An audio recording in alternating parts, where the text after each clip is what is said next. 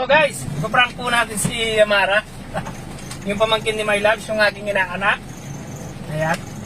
Wafer stick po talaga yung laman nito, dapat. Pero syempre, pinalitan namin ng bituka ng manok. Tingnan natin kung ano magiging reaction niya. Paano na lang? Kunti tang parang ang Amara. Ito parang Amara. Yes. Buri mo yan. Sabi mo. Ito.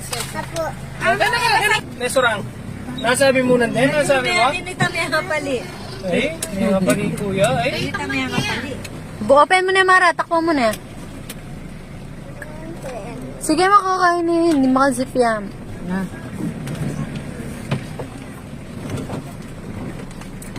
Kuya, paboran mo yan, kuya. Ay, Mara, saan yan? Lasang stikaw yan. Ikaw yan. Pagkatan nyo naman tayo lingke.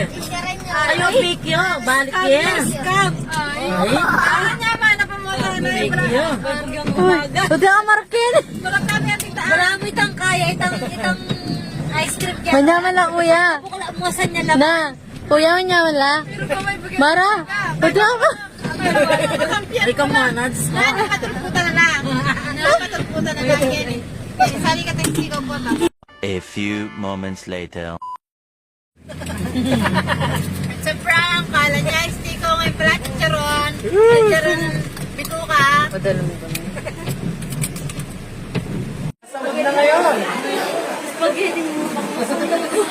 May suhol. May suhol, 20 pesos. May suhol dahil pinrang. 20 pesos. Once na yung kaya na itang seserin si Bilo. Dapat mo.